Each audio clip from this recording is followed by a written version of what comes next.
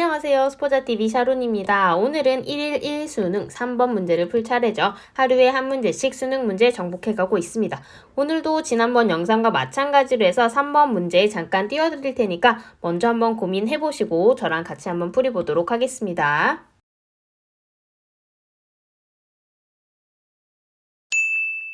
자, 그러면 이제 3번 같이 보도록 하겠습니다. 여러분 꼭 손으로 풀어보시고 머릿속으로 생각해 보신 다음에 문제를 같이 보셔야 돼요. 자, 등차 수열이라고 주어져 있고 그 다음에 A2, A4, A6에 대한 식이 주어져 있고요. 우리가 구해야 되는 거는 A10의 값입니다. 등차 수열하면은 크게 두 가지 성질을 잘 기억을 해야 돼요. 뭐랑 뭐를 알아야 되나? 그렇죠. 첫째 항이랑 그 다음에 공차 이 두 가지를 알아야 됩니다. 첫째 항으로부터 계속 D만큼 더해서 만들어지는 수열이 등차 수열이고요. A2라고 하는 건 뭐예요? 두 번째 항이죠. 그러면 첫째 항 있고 두 번째 항은 A 플러스 D, 세 번째 항은 A 플러스 2D 이런 식으로 이제 가는 거잖아요. A1, A2, A3가. 그러면 A2라는 항이 6이다. 이거는 식으로 표현하면 어떻게 할 수가 있다? A 플러스 D가 6이다. 이렇게 표현을 할 수가 있겠죠. 그럼 마찬가지로 A4랑 A6도 표현을 해줄 수가 있는데 A4는 A부터 얼마만큼? 그렇죠. 3D만큼 더해주면 되고요. A6는요. 하나 뺀 5D만큼 더해주시면 된다. 그러면 이제 두 가지 식을 만들 수가 있습니다. 첫 번째 A2가 6인 거로부터는 A 플러스 D가 6이라는 거 하나 알 수가 있고요.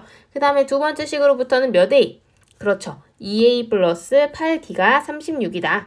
이 두 가지를 알 수가 있습니다. 근데 두 번째 식 쓰자마자 뭐 하고 싶어요? 그렇죠. 이거 약분해서 좀 더 쉽게 식을 만들어주면 좋겠죠. 2로 다 약분해주면 이렇게 되겠습니다. 그러면 두 번째 식으로부터는 A 플러스 4D가 18이라는 이런 식이 만들어집니다. 그럼 이제 어떤 상황으로 바뀌었어요? 연립방정식 상황으로 바뀌었죠. 그러면 A 플러스 D가 6이고 A 플러스 4D가 8이기 때문에 두 식을 빼주면 3D가 10이라는 식이 나오죠. D는 얼마? 공차가 4라는 거 얻을 수 있습니다. 그 다음에는 이제 A를 구해주면 되는데 요거랑 요거 중에 더 쉬운 식에 넣어주시면 돼요. 딱 봐도 밑에 식이 더 쉽죠. D에다가 4 대입했을 때 A는 얼마? 2 나오는 거 확인할 수 있습니다. 자, 그러면 A랑 D를 구했기 때문에 우리가 구해야 되는 A10의 값은 어떻게 된다? A 플러스 9D이기 때문에 2 플러스 4, 9, 36 해서 38인 거 답 확인할 수 있겠죠. 정답은 5번이 되겠습니다. 자, 그럼 이제 오늘 배운 내용 중에서 관련된 개념 한번 보도록 하겠습니다. 수학원 3단원에 나온 내용이고요. 등차 수열 관련된 개념이죠. 자, 수열이라고 하는 거는요. 일단은 수를 나열한 거예요. 수의 나열. 수의 나열인데 그거 중에서 조금 특징이 있는 수열들이 있는 거죠. 그 중에 하나가 이제 우리가 배우는 등차 수열인데요. 등차 수열은 같은 차이를 갖는 수의 나열이라고 생각을 하시면 됩니다. 그래서 일반적으로 첫째 항이 주어져 있을 때 첫째 항에다가 일정한 값을 더해서 그러니까 두 번째 항은 D만큼 더하고 또 여기다 D만큼 더하면 세 번째 항, 그 다음에 네 번째 항 이런 식으로 나오는 거예요. 이때 이제 여기 더해지는 수를 공차라고 하는데요. 공차가 양수이면은 점점 커지는 수열. 예를 들면은 이제 13579 같은 거. 이런 거는 점점 커지는 수열이라고 할 수가 있겠죠. 첫째 항 얼마로부터? 1로부터 계속 이만큼씩 더해서 얻어지는 수열이 되겠습니다. 자, 그런데 만약에 이런 식으로 되어 있는 수열을 생각해 보세요. 9, 5, 1, 마이너스 3. 이 수열 같은 경우는 어때요? 첫째 항 9로부터 일정한 값, 4만큼이 계속 빠지고 있죠. 이때는 공차가 마이너스 4가 되는 거고요. 점점 작아지는 수열이라고 생각해 주시면 되겠습니다. 어쨌든 등차 수열은 이런 식으로 써주고요. 여기 써있는 등차 수열을 한번 특징을 보시면요. 첫째 항을 우리가 A1, 둘째 항을 A2, 셋째 항을 A3 이렇게 표현을 하는데요. 두 번째 항을 보면은 첫째 항으로부터 공차가 딱 한 번 더해졌기 때문에 그냥 D만 더해졌는 걸 확인할 수가 있죠. 근데 세 번째 항 같은 경우는 어때요? 첫째 항으로부터 공차를 두 번 더해줬기 때문에 2D인 걸 확인할 수가 있습니다. 이게 굉장히 중요한 포인트예요. 3일 때 2. 2일 때 1. 그러면 n일 때는 얼마만큼의 d를 더해줄 것인가? 그렇죠. n일 때는 a 플러스 n-1d다. n보다 1만큼 작은 만큼의 공차의 개수를 더해줘야 일반항이 나온다는 거. 그거를 확인하시면 되겠습니다.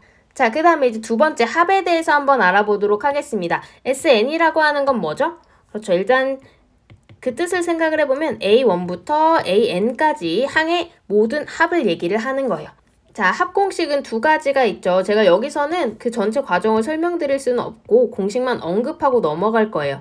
여러분이 꼭 그 과정도 찾아보시면 아마 나중에 공부하는데 더 도움이 많이 되실 것 같습니다.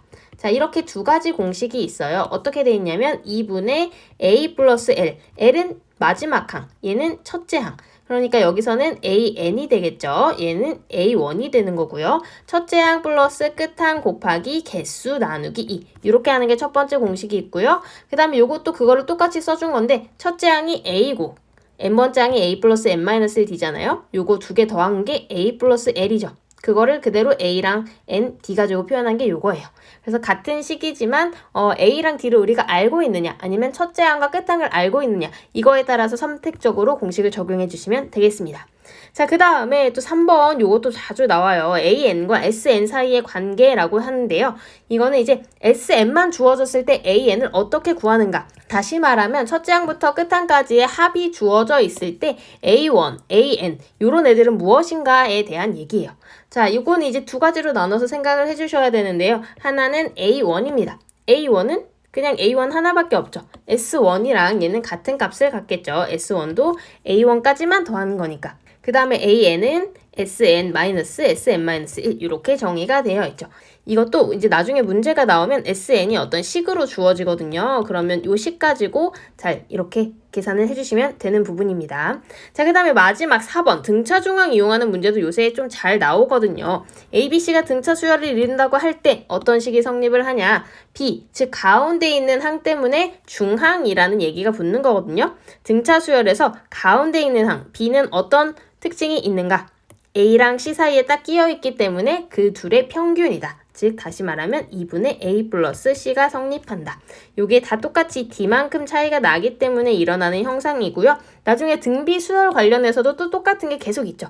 일반항, 합, 그 다음에 등비 중항. 요것도 같이 체크를 해주시면 좋을 것 같습니다. 자, 그러면 여기까지 이제 제가 정리를 해드렸는데 마지막 등차 중항 가지고 문제 어떤 식으로 적용을 할 수 있는지 3번 문제 또 다른 풀이 알려드리면서 오늘 강의 마무리 짓도록 할게요. 일반적인 풀이 방법은 이렇습니다. 등차 수열이니까 A, D 정해가지고 이렇게 싹 다 A랑 D로 표현을 하는 거죠. 그런데 여기서 한 가지 이제 계산을 조금 더 쉽게 할 수 있는 포인트가 뭐냐면 여기에서 등차 중항을 이용을 하는 거예요. 어떻게 이용을 할 수가 있을까? 지금 A4랑 A6에 대한 항이 나왔잖아요. 그러면 두 개를 더해서 나누기 2하면 뭐가 나온다는 거? 그렇죠. A5가 뭔지를 알 수가 있다는 거죠. 등차 중항 이용하면 얘가 18이다 이렇게 생각을 할 수가 있죠. 그래서 아마 저였으면은 요 친구랑 요 친구 이 두 개 가지고 생각을 했을 것 같아요. 그리고 등차 수열이라고 하는 거는 이렇게 다 식을 세워가지고 할 수도 있지만 그 특징을 잘 이해하고 있는 친구들은 A2에서 A5까지 갈 때 공차가 얼마 차이나? 3D 차이 나는 거 바로 보이시죠? 3칸 더 더해야 이제 5번째 칸으로 갈 수 있을 거 아니에요? 그럼 3칸 차이 날 때 6에서 18까지 12가 차이가 났기 때문에 3D가 12다. 그럼 D가 4다. 저 같으면 이런 식으로 문제를 해결했을 것 같습니다. 그러면 D가 4니까 여기서 바로 또 첫째 항이 2라는 것도 얻을 수가 있겠죠. 자, 여러분 문제를 푸는 방법은 굉장히 다양해요. 그런데 이 문제를 다양하게 풀 수 있는 시각을 가지려면 개념을 이리저리 조합할 수 있는 능력이 중요하거든요. 그래서 핵심 개념을 정확하게 인지하고 있는 것이 굉장히 중요합니다. 이번 기회에 여러분 이 수능 문제를 통해서 하나하나 개념을 짚어가시는 시간이 되시기를 바랄게요. 그럼 저는 4번 문제로 또 돌아오겠습니다. 안녕!